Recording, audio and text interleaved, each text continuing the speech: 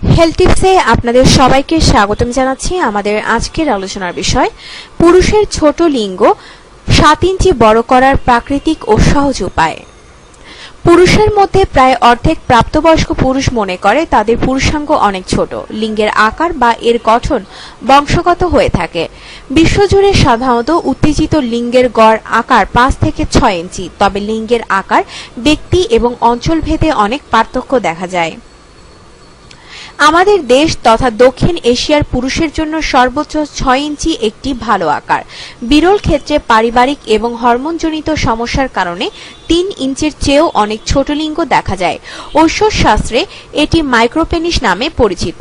তবে অনেকের ক্ষেত্রে প্রোস্টেট ক্যান্সার অপারেশন সহ নানা রোগের কারণেও লিঙ্গের আকার ছোট হয়ে যেতে পারে। একটি ভালো ব্যায়াম আছে যা নিয়মিত করলে আপনার লিঙ্গে রক্ত সঞ্চালন বৃদ্ধি পাবে এবং আপনার লিঙ্গকে মোটা এবং লম্বা করবে। লিঙ্গ একটি মাংসপেশি। অন্য সব মাংসপেশি যেমন ব্যায়াম করলে বৃদ্ধিপ্রাপ্ত হয়, তেমনি লিঙ্গ ব্যায়ামের মাধ্যমে বাড়াতে হবে। আর ব্যায়াম চালু না রাখলে যেমন মাংসপেশি শুকিয়ে যায়, তেমন পুরুষাঙ্গের আকারও কমে যাবে। কিছু কিছু প্যানাইল সার্জারির প্রচলন বিদেশে আছে, তবে তা স্থায়ী কোনো কিছু নয়। পেনিস পাম্পের প্রচলনও আছে, কিন্তু ব্যায়ামের চেয়ে ভালো আর কিছুই নেই। লিঙ্গের আকার বৃদ্ধির 3 ধরনের ব্যায়াম আছে, যথা শ্যাকিং, জেলকিং, স্ট্রেচিং।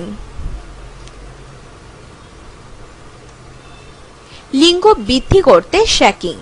প্রথমে আপনার লিঙ্গের গোড়ার দিকে 2 আঙ্গুলে ধরুন। এরপর পেনিসকে আস্তে আস্তে ঝাঁকাতে শুরু করুন। আস্তে আস্তে ঝাঁকানোর গতি বাড়ান। এভাবে একটানা 200 থেকে 250 বার ঝাঁকান। মাঝে মাঝে আপনার ইরেকশন হতে পারে।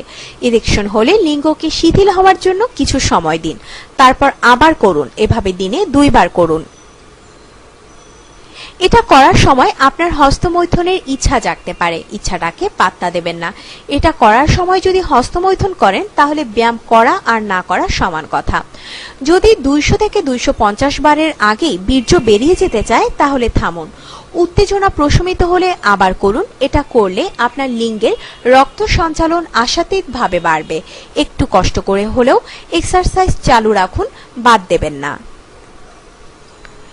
লিঙ্গ বৃদ্ধি করতে জেলকিং। প্রথমে পেনিসকে জলে ধুয়ে নিন এবং মুছে ফেলুন। এরপর খানিকটা ক্রিম বা জেল জাতীয় পিচ্ছিল জিনিস জোগাড় করুন। এটি লিঙ্গে ভালোভাবে মাখান। এবার বুড়ো আঙ্গুল এবং তর্জনীর সাহায্যে ওকে সাইনের মতো করুন। এবার এই ওকে সাইন দিয়ে পেনিসের গোড়া ধরুন। এবার আস্তে আস্তে ভেতর থেকে বাইরের দিকে